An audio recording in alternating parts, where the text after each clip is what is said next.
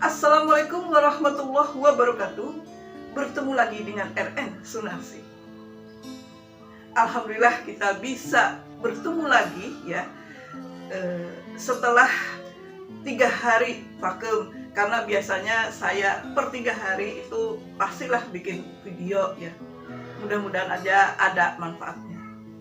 Ini kan saya habis olahraga. Saya tuh olahraganya itu kebiasaan setiap hari itu di lapangan voli di belakang rumah. Saya mencoba memanfaatkan lapangan voli.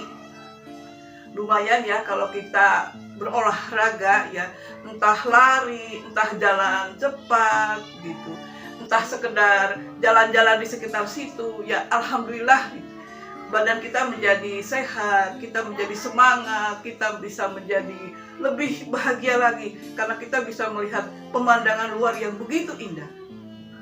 Namun pada kesempatan ini saya ingin menyampaikan ya, ada beberapa hal supaya kita itu hidupnya bahagia, tenang, lapang, damai. Ada rumusnya. Rumusnya seperti apa? Kita masing-masing belajar ya. Saya tidak mengajar, saya tidak seperti halnya burung yang mengajarkan terbang kepada burung, tidak mengajarkan berenang kepada ahli berenang ya. Kita sharing aja, mudah-mudahan ada manfaatnya. Yang pertama adalah kesehatan fisik. Fisik kita itu adalah kendaraan untuk selalu bisa beraktivitas. Coba bayangkan, kalau fisik kita sakit, otomatis kita tidak bisa menjalankan kegiatan sehari-hari.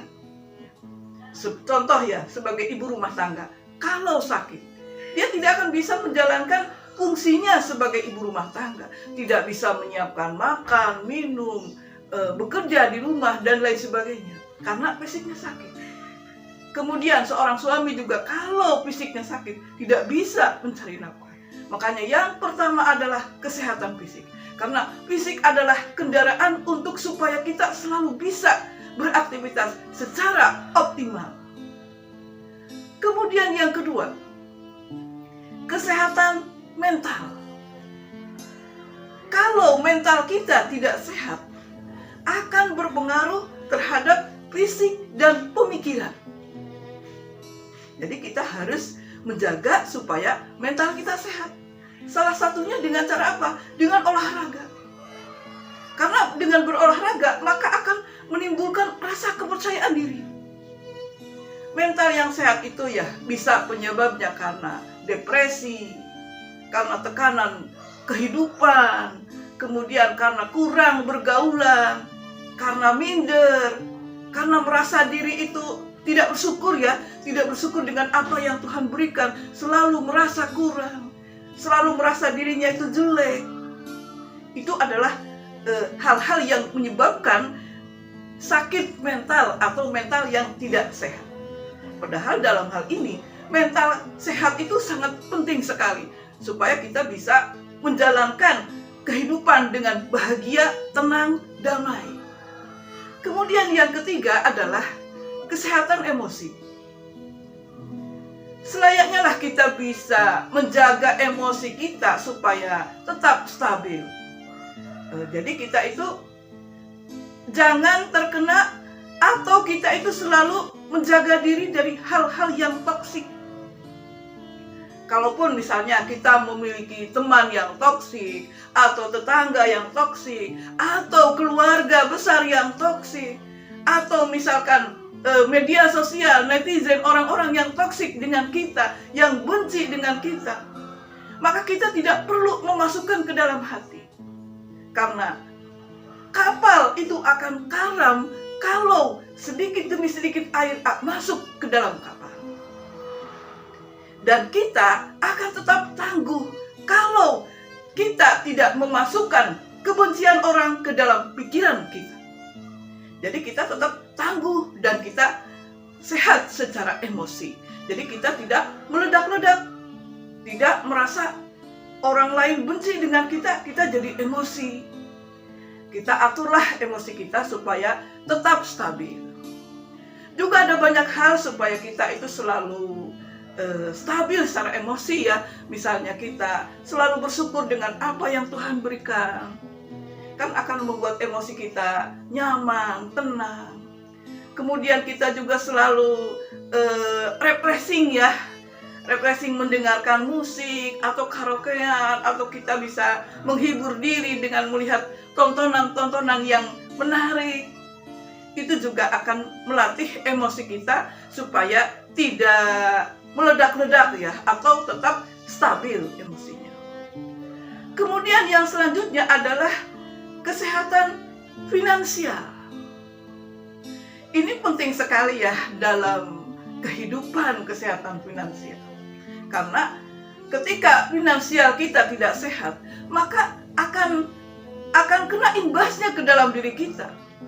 Kita tidak bahagia, kita tidak lapang, kita tidak senang, kita tidak damai karena finansial kita tidak sehat.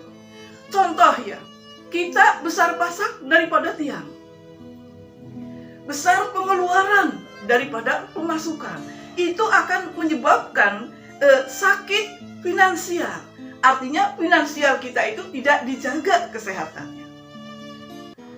Makanya untuk menjaga kesehatan finansial dengan cara bekerja sekeras-kerasnya untuk memenuhi kebutuhan keluarga. Jadi kita bekerja sekeras-kerasnya, kemudian kita juga mengatur keuangan secara skala prioritas. Artinya hanya membelanjakan keuangan untuk hal-hal yang terpenting, sementara yang tidak penting kita abaikan. Untuk menjaga kesehatan finansial, kita juga tidak perlu membuka peluang kita berhutang ke sana ke sini yang akhirnya akan membebani otak dan pikiran kita. Kalau orang punya utang pasti tidak nyaman, tidak bahagia, tidak tenang, tidak damai. Kemudian yang selanjutnya adalah kesehatan hubungan.